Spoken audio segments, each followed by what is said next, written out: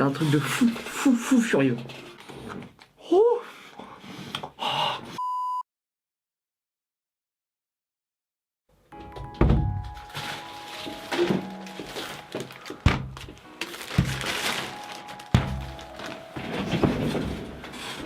Alors entre nous les amis, est-ce que vous connaissez une plus grosse addiction que ces deux saloperies réunies ici aujourd'hui?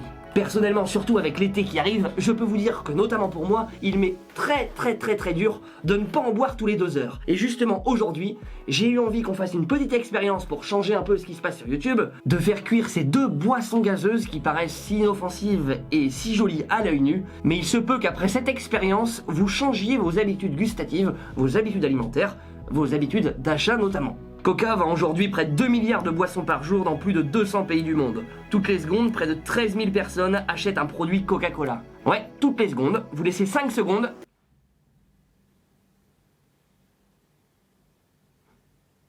Près de 80 000 bouteilles, 80 000 produits Coca-Cola ont été vendus. Un Français boit en moyenne 20 litres de Coca par an, alors qu'un Américain en boit près de 100 litres et un Mexicain 106 litres. Alors lui, il explose tout, lui, il ne fait pas dans la démesure. Et il faut savoir que dans une bouteille comme celle-ci, une bouteille de 2 litres, il y a 42 morceaux de sucre empilés les uns à la suite des autres. Enfin, qui sont fondus maintenant.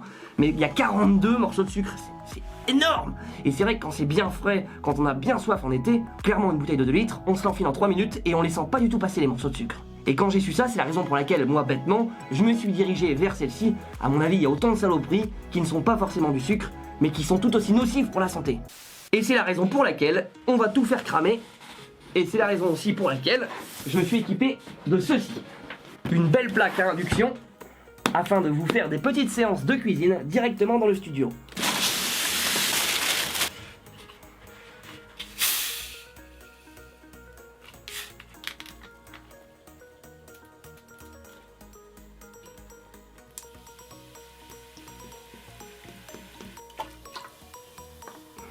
Comment veux-tu verser sans en foutre partout là-dedans?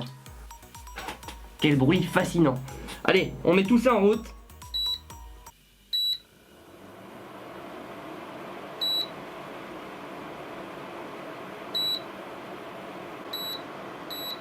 Putain, elle est ultra chiante cette plaque. Mais ça va devenir fou, hein. Ça va devenir fou. Ok, elle est totalement HS. Malgré le fait qu'elle soit neuve, retour à l'envoyeur, on va en bas. Le gaz, y a que ça de vrai. Et il y a une petite odeur de caramel qui est en train d'embaumer tout le salon. Ma foi, pas si désagréable que ça. Bon, et faut quand même que je vous montre un truc en off. Notamment à ceux qui travaillent chez Coca. Regardez-moi tout le pognon que je vous envoie. Le plein a été fait hier pour tenir à peu près une semaine ou deux. Et je peux dire qu'il y en a partout chez moi, sous toutes les déclinaisons, sous toutes les formes que ce soit. Donc si vous voulez me payer pour cette vidéo notamment, c'est avec grand plaisir. On va retourner voir un peu ce qui se passe. Au bout de 7-8 minutes, c'est la folie dans le fait-tout. Le résultat ne devrait pas tarder à arriver. Bon là ça fait plus de 30 minutes que j'attends et il s'est toujours rien passé, c'est toujours en ébullition. Il y a énormément de liquide qui s'agite, qui se réagite d'un côté, qui se réagite de l'autre. En gros ça bout, pas de pâte qui se forme, pas de substance qui se crée, rien du tout. Pour l'instant c'est une belle entourloupe. Mais pendant qu'on attend, j'aimerais quand même vous apprendre une chose, en quoi le Coca-Cola Light et le Coca-Cola Zero sont différents. Là c'est une question que vous êtes tous posée. De 2 à 80 ans, vous êtes tous posé cette question. Et bien en fait il y a 2 raisons pour ça. La première c'est du marketing. Le Light touche plutôt une cible féminine, tandis que le Zero touche plutôt une cible masculine. Me demandez pas pourquoi, c'est comme ça, on avale l'information et on écoute le reste. Et donc la deuxième principale différence, c'est au niveau des acidifiants utilisés. Le Coca Light utilise de l'acide citrique, tandis que l'autre utilise du citrate de sodium. Et il paraît même que le Coca-Cola Life utilise de l'acide sulfurique.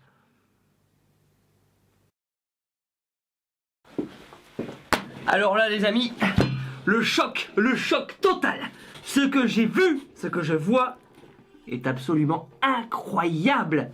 Je sais pas si on voit bien à la caméra, mais ce qui se passe, je vais chercher un bocal transparent, ça sera plus pratique. Regardez-moi ça. C'est un truc de fou furieux. Ça commence déjà à coller, mais la casserole elle est absolument remplie.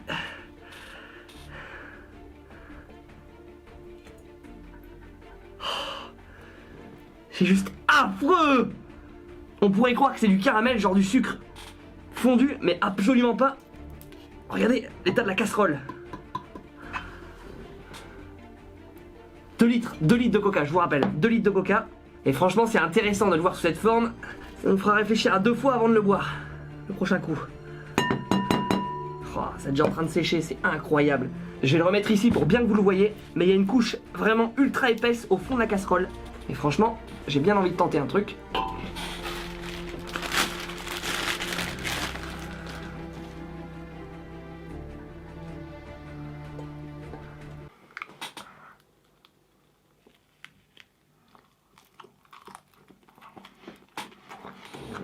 Oh,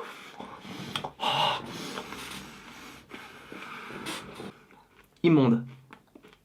Immonde. Je vais devoir aller recracher, je suis désolé. C'est immangeable.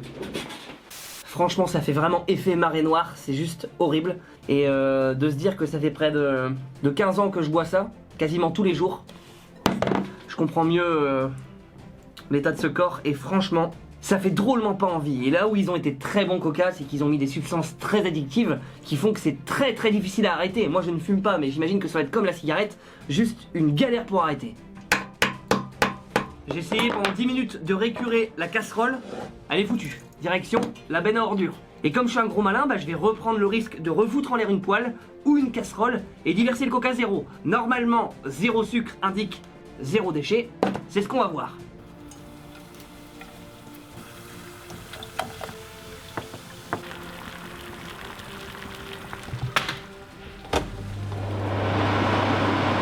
Alors là, je crois que c'est sans équivoque.